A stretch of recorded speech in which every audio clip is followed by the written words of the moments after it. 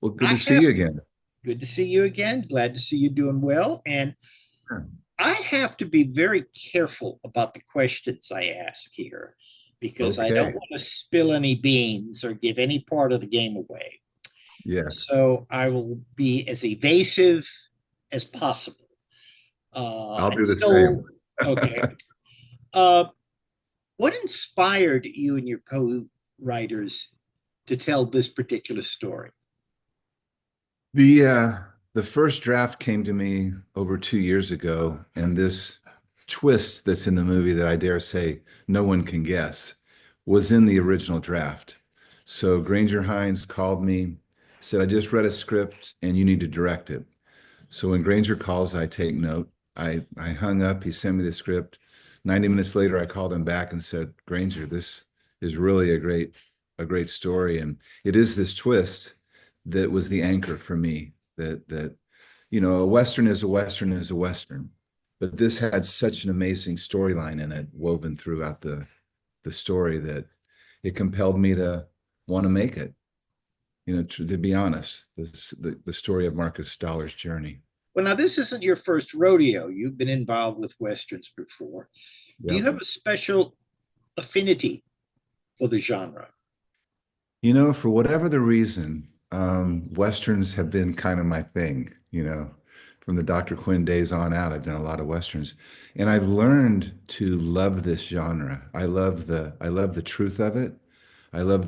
Even though the times were incredibly hard. I mean, can you imagine being in a covered wagon and going from the east to the west and the illnesses and the brutal truths of the time. I With the brutal truth, there is a brutal simplicity and a beauty within that simplicity that I love. There's no gimmicks, there's no crutches, there's no modern day gags that you can get away with. Um, and that's really what I love about the stories that take place in the late 1800s, the American West. I'm just really fascinated by that time. I've read a lot of historical research, doing all the shows that I've done, the scripts I've written. So I've really become enamored with this genre. Do you think you could have survived and thrived in that period? I think so. I've been on enough sets to kind of put my head into that space, if you will. And it was a matter of survival, and it was a matter of um, there was a law of the land. If you steal a man's cow, well, I guess I got to kill you.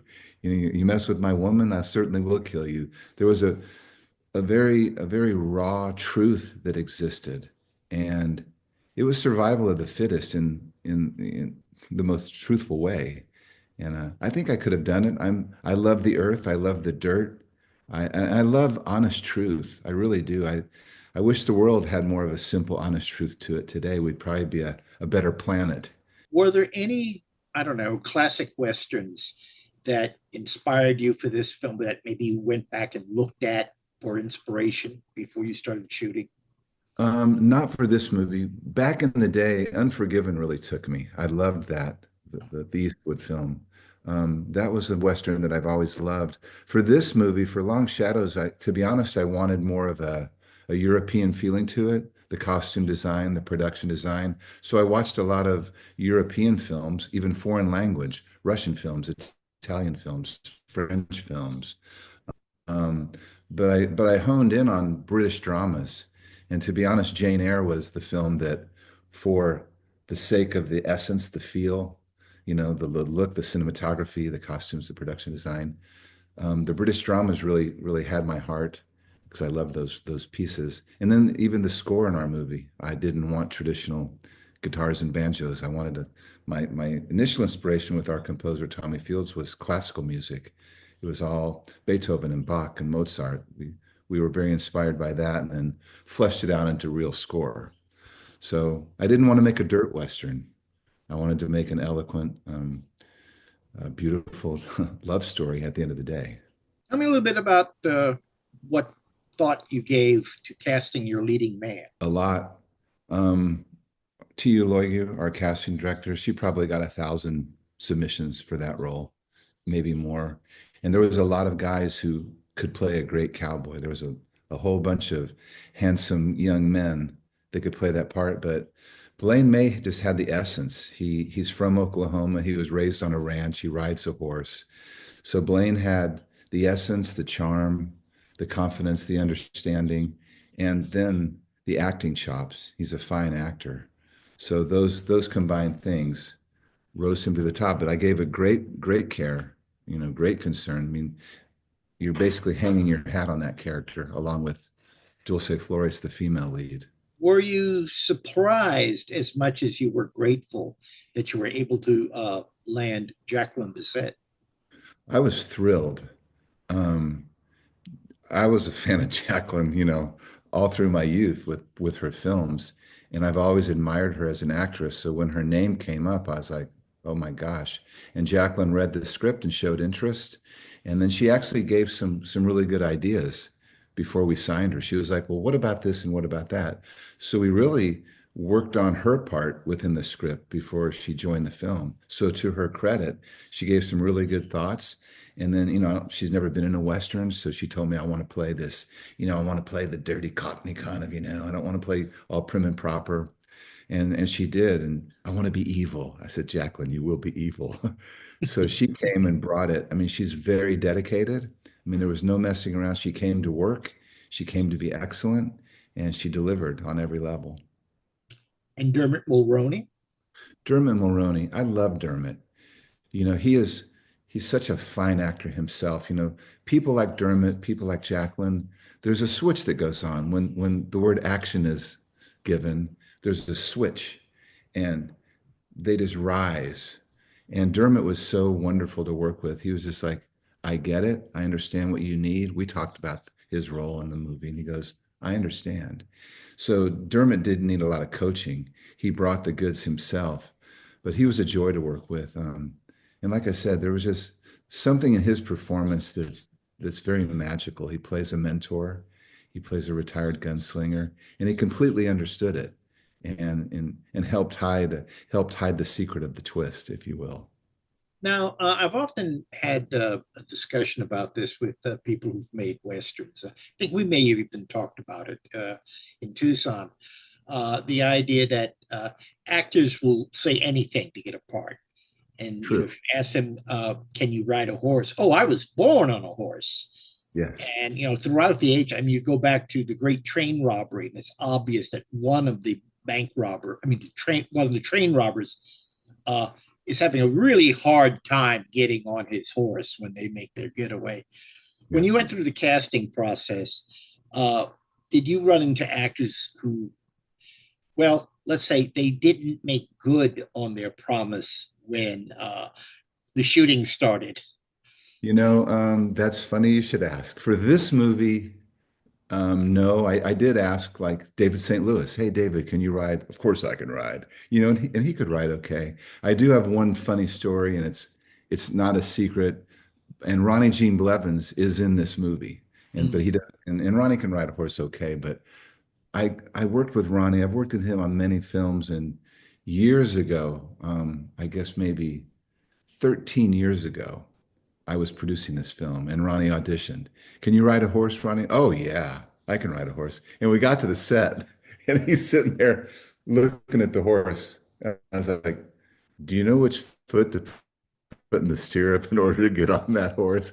And he starts laughing. So that's a true story. Ronnie's gotten better on a horse, but actors will say anything, oh, I can ride a horse, I can skydive, I can scuba dive. And that was a true story with a very dear friend of mine. So I'm not telling anything bad about him, but yes, actors will say anything, but not on Long Shadows. Granger Hines played Polo. He's a brilliant horseman. David St. Louis could ride. Presley Coker could ride. The guys that were required to do the easy riding did it well. And then we had brilliant, wranglers, stuntmen, stunt riders for the hard riding. And to his credit, Blaine May did a great job riding, but he grew up on a horse. So there was no doubt there. What do you think was the most difficult scene for you to shoot? I mean, what was the scene, the night before you looked at the call list and you said, oh gosh, we're doing that tomorrow. And I For can't sure. call in sick. I'm the director. So, oh boy. Hands down the shootout when the three lawmen track down Marcus Dollar and have him trapped in the shed, the shack. For sure, that one stared at me the whole time during pre-production, production, and on the day going in, I'm like, oh boy, this is the day. Because it required so many setups and it required so much, gunplay, you know, and that can be dangerous when you're shooting, even if it's just dust balls into the dirt to get a ricochet. It can be dangerous, and safety first all the time on our sets. And it was just going to be a demanding day, and it really was. So that was the scene that, and plus, it's a lot of action. Doing dialogue for me as an actor or a director is a joy. Doing action is a real mechanic, and covering that action correctly to put it on the screen is a real mechanical task. So that was certainly the scene that hung on my shoulders. But when it was over, it was so funny. As the day went on, it got a little bit darker and these clouds rolled in. So when Marcus walks out of that shed, it was kind of dark and eerie looking and beautiful.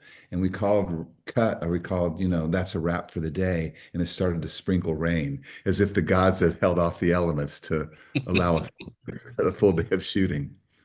I did entertainment coverage for the NBC affiliate here years and years ago. And a lot of water has gone under the bridge since then. I'm constantly amazed. It doesn't happen very often, but every so often I will be out in public and somebody will say, aren't you, and you know, it won't be, aren't you the guy I saw in the post office wanted poster bulletin? What'll be, uh, I would imagine that's even more so for you. I mean, all these years after Dr. Quinn, do you still have people, you know, in line at the grocery store saying, hey, wait, aren't you? Yeah. I mean, it's true, yes. And I think because that show lives on, Dr. Quinn is still popular internationally. It's still in syndication. And I get a lot of communication, fan mail, whatever, what have you, of people that watched the show back in the day, that their children watched the show, and now their grandchildren are watching the show. So it's a story that lives on. So we're still in people's living rooms, whatever time of day it might be. It won't be 8 o'clock on a Saturday night anymore, but it's still a popular show globally. So of course you still get recognized, and the more time that goes by, the more I appreciate that show, to be honest with you, the fine writing and producing that was done by Beth Sullivan and her great team of writers and producers. Has anyone ever approached you and the rest of the cast, rest of you who is still around, Yeah, and said, why don't we do a 20 years later movie? absolutely. We've been trying to do that. Jane will do it. I will do it. Jolanda will do it. The cast members that are still with us, every single one of us will do it. There's been drafts written. Um, there just hasn't been a draft written yet that really captures what Jane and Joe and I feel should be put forward. But Beth Sullivan's working on it as we speak. I've talked to Beth dozens of times about getting that script right. Because if it ever gets done correct, I mean, and Beth's a great writer. She had a terrible car accident years ago, so she was suffered a lot along the way. But she's a brilliant writer, and when that script gets written by Beth, which one day I hope it will sooner than later, everybody's on board to do a reunion film. If I asked you about what was the most difficult scene to shoot, was there a Yeah. scene that when you said cut, you just went, yes, that's what I wanted. That's Yeah. why I wanted to make this movie. Yeah, to me there was so much tenderness in this film, so much heart. And that's what I want when people watch it to take away is the belief in a second chance at life and love. And there was two scenes that I really was attracted to once we were filming them. It was when Dulce first meets Marcus in Marcus's hotel room. And there's such a beautiful tenderness there. And he's not this bad guy. He's actually gonna, you don't need to do that, and he's gonna help her out. And that was the very last scene that we shot, and it was like 3 o'clock in the morning. And that was the last scene of the film. That was the picture wrap scene.